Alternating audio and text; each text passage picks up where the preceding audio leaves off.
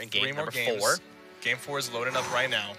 These games have been a blur. It's been so much fun casting with you, Cypher. As well, Zeke, as well. It's been exciting, and honestly, watching some of these duos, it inspires me, and I haven't played Fortnite for a day, and I want to jump back in.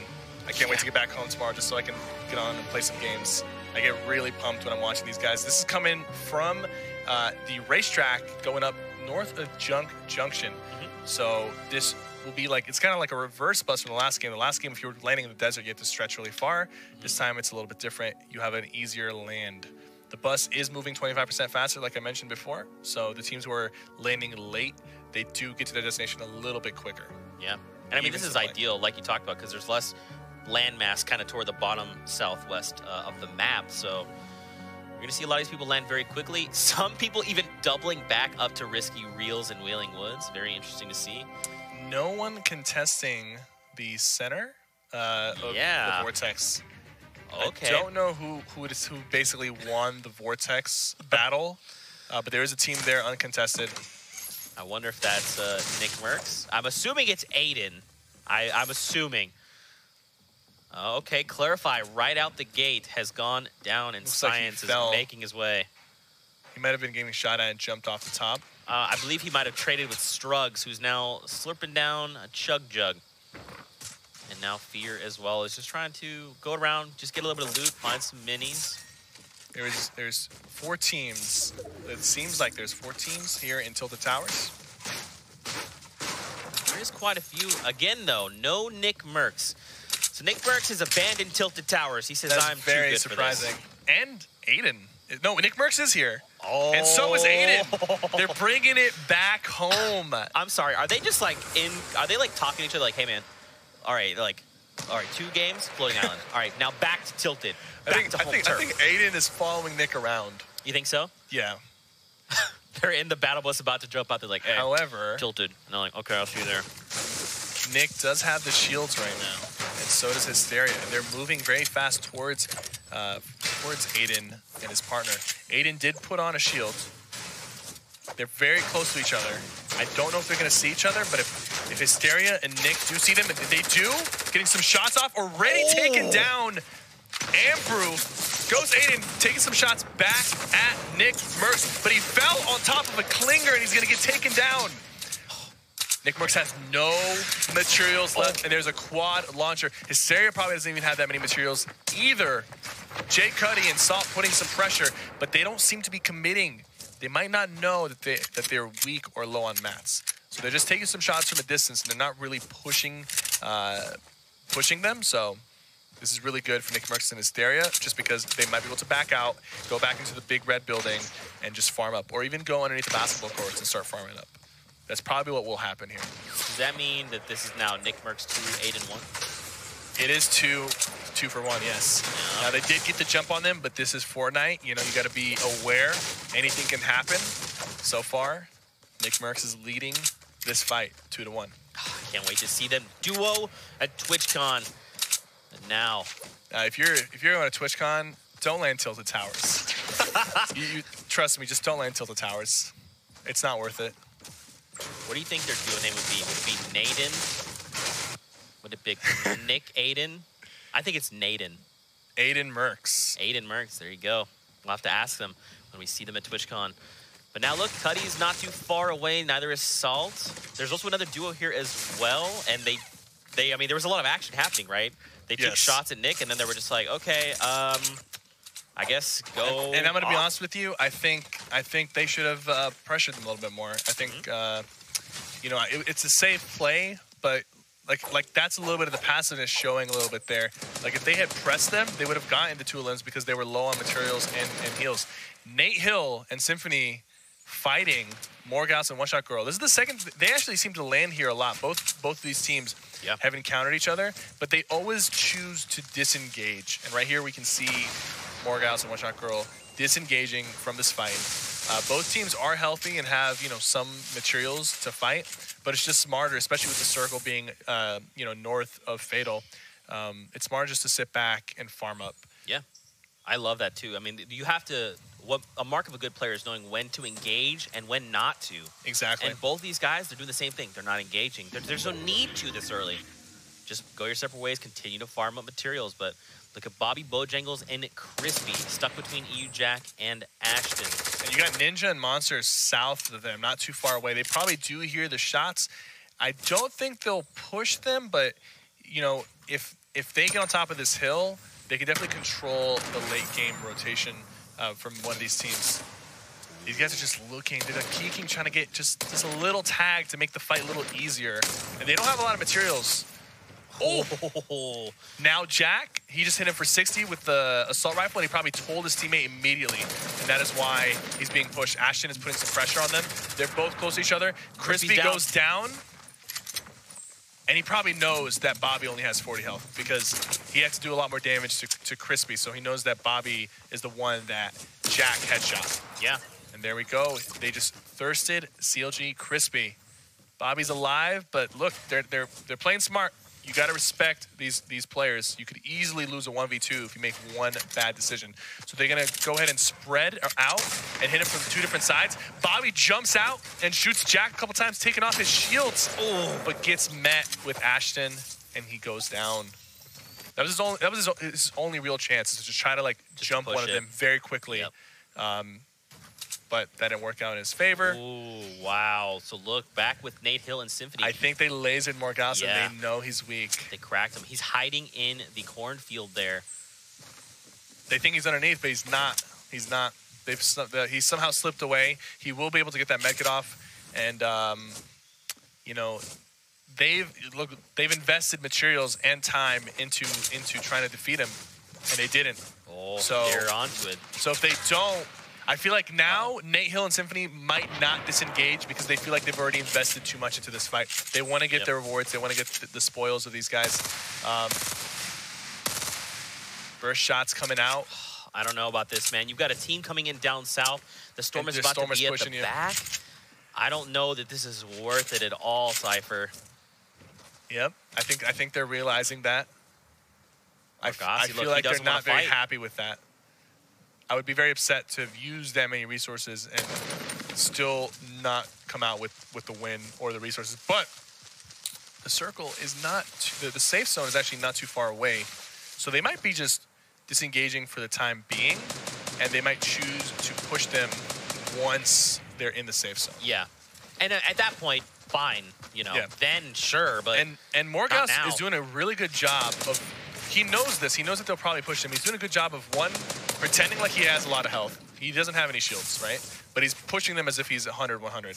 And he's trying to get some tags on Symphony and Nate Hill. And Symphony and Nate Hill are a little bit separated right now because they used the crater to bounce through, and now they know both One Shot Girl and Morgas are extremely weak.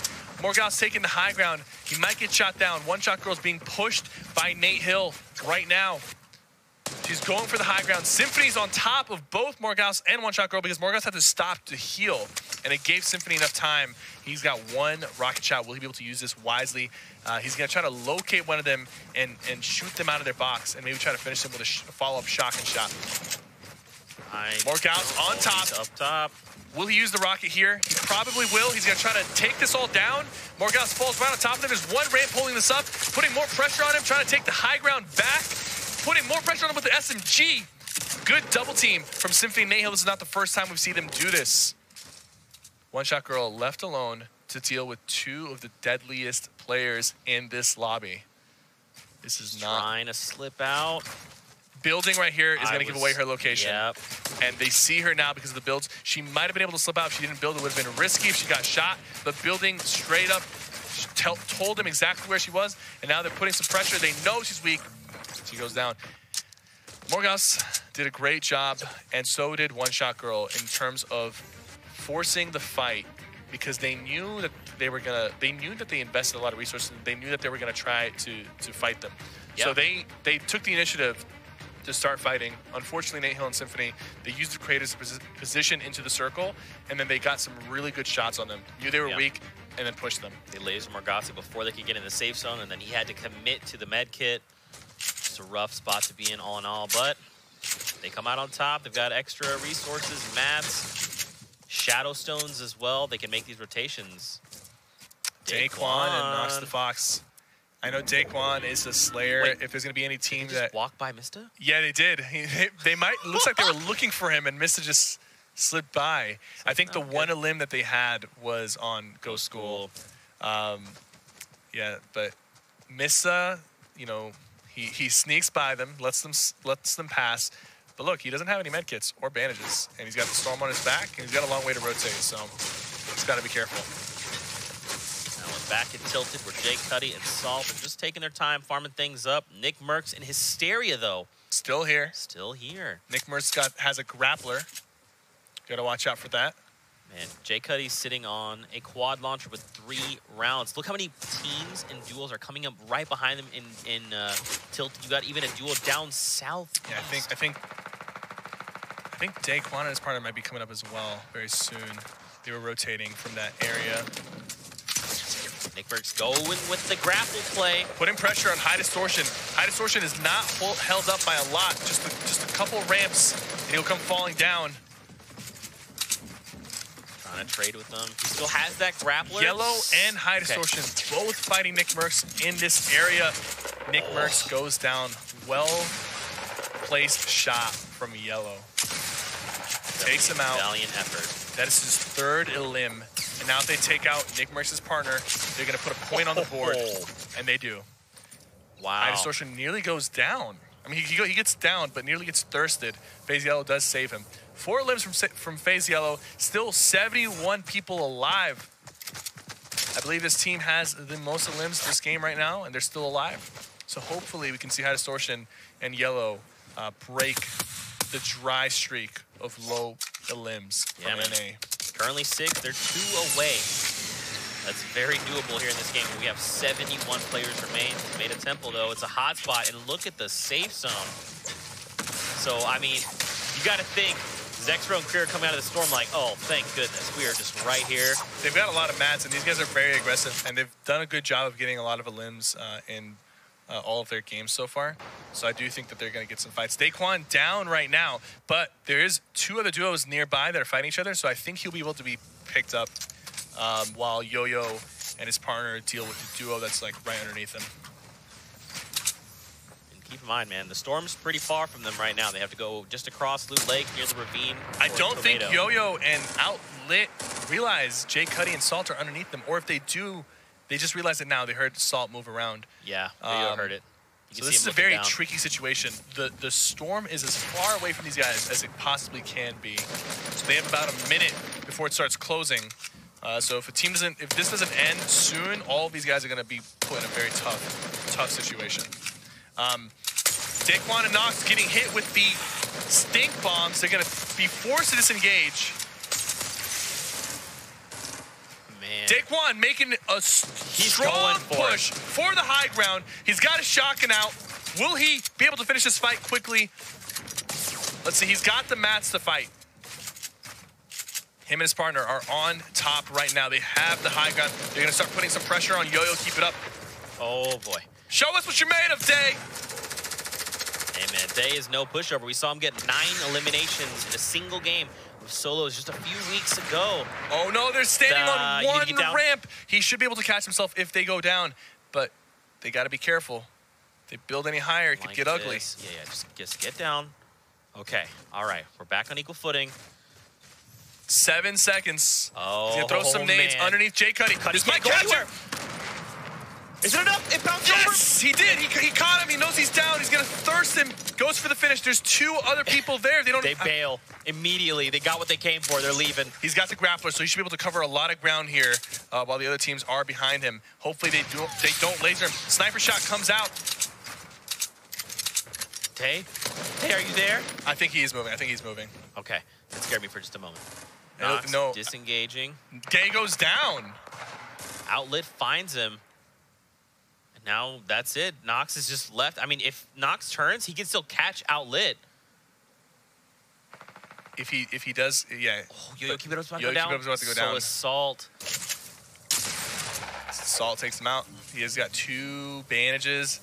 Really, the only thing nope. Couldn't make it. Wasn't fast enough. The Storm's taking way too hard right now. 57 people alive. We're already seeing a lot more action this time around compared to the previous games. Yep. Ninja and Monster alive. 0 limbs each, and no shields are being pressured by a grenade launcher. This could get ugly really quickly.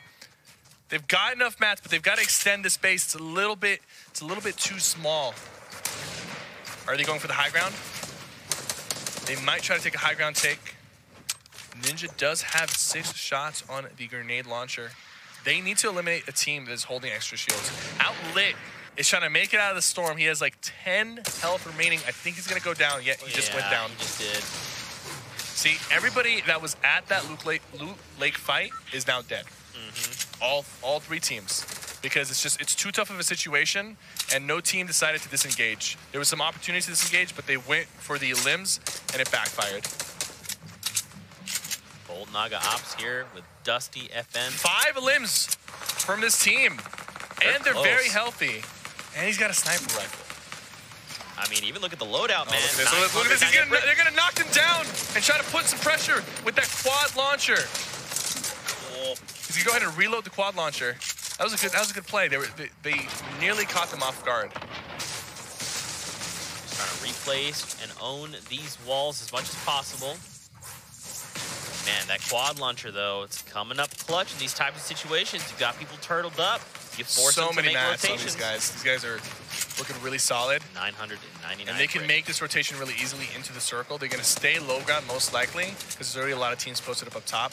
So they're saving some mats. They're using some opponents' mats. A little pressure here from Liquid 72 Hours. Takes off a couple of his shields. Liquid's going to play it safe, though. I don't think they're going to push them unless they really do smell blood. And there's actually another team right beneath them. Ghost Fleet right in front of them. And look, Colton right there on the left. He's trying to laser through. Yeah, both teams are taking shots at each other. Both teams are trying to put serious pressure on each other right now. Cypher, look at the top right. Look at the mini-map. Look at all of these people. They're coming together on top of each other right now. This is going to get ugly very quickly. Tibu takes down K-Sid.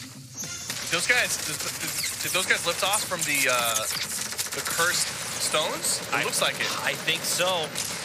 Colton goes down, and Thweefo is getting pressured tremendously from both Naga Ops and Dusty. If they secure this, they will break 7 limbs. Oh my gosh. They have not yet. You know what? Actually, Colton went down from somebody else that was not their limb. So they're still stuck at 5. Just 5, yep. A lot of loot. Sace is there. Oh, so Sace and his partner is up. Dusty's on the stuck on the other side of the ramp. It's not good. They're going to thirst him. Wow, that just... Bold Naga Ops might have accidentally trapped his buddy in between him and the enemy. That was really unfortunate because this team was looking really solid. And now he gets edited from Jesus, and they're unfortunately going to go down with just 5 limbs. Luckily for us, there's another team with 5 limbs, Envy Linane and Envy Sketch. They've got so many mats. Sace played themselves. Interesting. They've got rockets. Double barrel. And they're in the circle with high ground. And they have the most limbs and are currently still alive.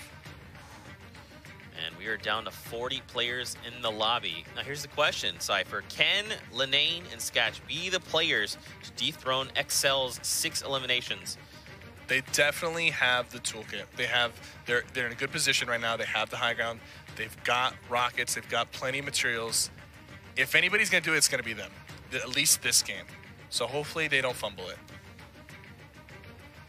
Man, look who else. There was a lot of players that were just 3 eliminations. Look how many people are already in the current safe zone. Outside of just all the players, the teams just north of the current safe zone. Pressure coming in from the top.